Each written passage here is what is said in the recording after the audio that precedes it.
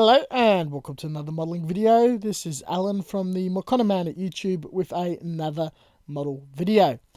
Day 3 into Tank Week, and we've got a II Luchs Lynx German World War II late light tank based off the Panzer II with a larger gun, better armour, better everything. Very, very effective, made in insanely tiny quantities. A bit too late to change the tire in the war or make much of an impact. Very rare subject both in models and in real life, yet popularised again via video games. I picked up this blister pack. Not sure if it's the original packaging of what I believe is a pewter model. It contained 7 pieces. Missing a hatch and another wheel.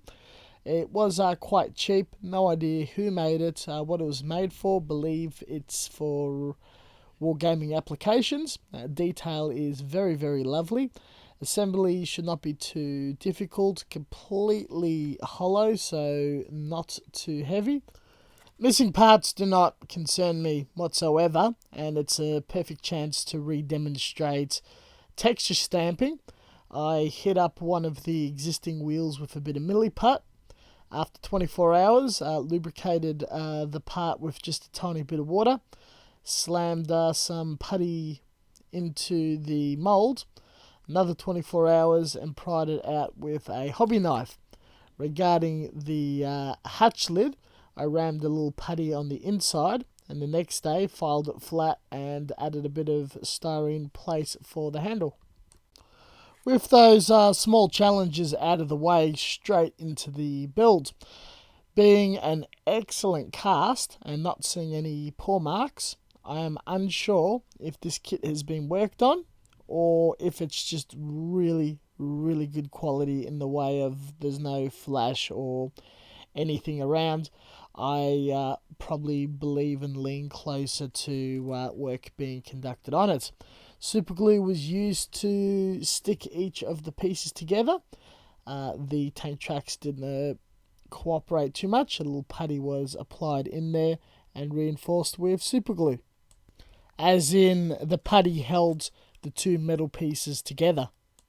Most, if not all, of my 72nd tanks in the collection do have a bottom, and even though it's not too visible, I felt the need to cut out a bit of 1mm styrene sheeting to fit at the very bottom and glue it down. It does slightly change the clearance of the bottom to the floor, but not as noticeable as a giant gaping hole. At this late stage of the game, I realised the barrel was missing. A hole was drilled into the turret, and an appropriate sized rod was glued into place according to reference material shown at the start of the video was found to make it just about right, including all the fabrication, scratch building, cleaning up and replicating parts. This was still a relatively easy and very quick build. As we are dealing with metal surfaces, and hobby paints do not etch onto this very well, including primers, Mr. Metal Primer was hand brushed across the whole surface. It's a very slow drying solution, so that was allowed many hours to dry, well before Tamiya primer was applied. In 2 halves, sprayed the bottom first, allowed that to dry for several minutes, flip and paint the top. Painting is a very similar process to all the other kits I've done. The camouflage is quite fine. First, an undercoat of oxidized red by Gyanote. Yeah, the brand does the job. This bottle's just absolutely massive. Then, with a mixture of SMS lacquers and Mr. Hobby, each coat was laid down and masked with tiny shreds of blue tack to mask the surface and get that really tiny, fine, scrappy, almost hard-edged looking camouflage from reference material and artistic drawings. Being just a flat paint job, didn't take too long. To darken and dirty it a bit, a little bit of clear brown and clear black was applied on panels and areas to add definition and light effect.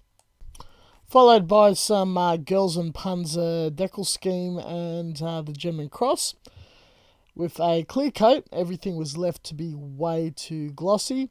After a few hours drying, SMS clear matte was applied in 3 coats and completely dulled and killed it, with finding out that the SMS oil is not too sheeny or glossy after application, applied it as the last step.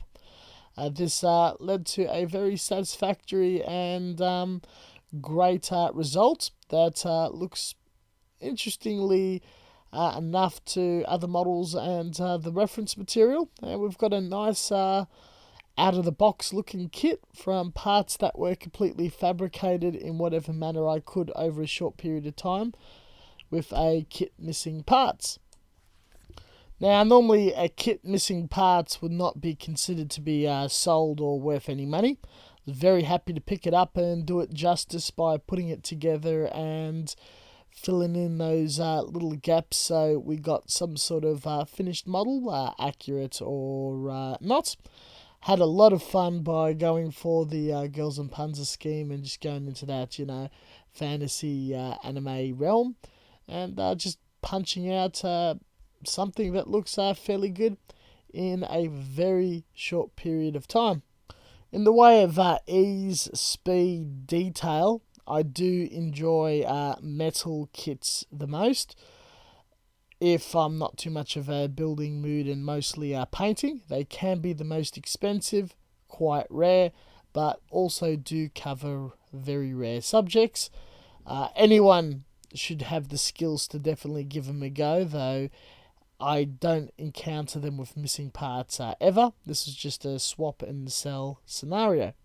All in all, thank you very much for watching, and as always, until next time, stay tuned for further content. Check out Facebook for regular work in progress and other content not yet on YouTube.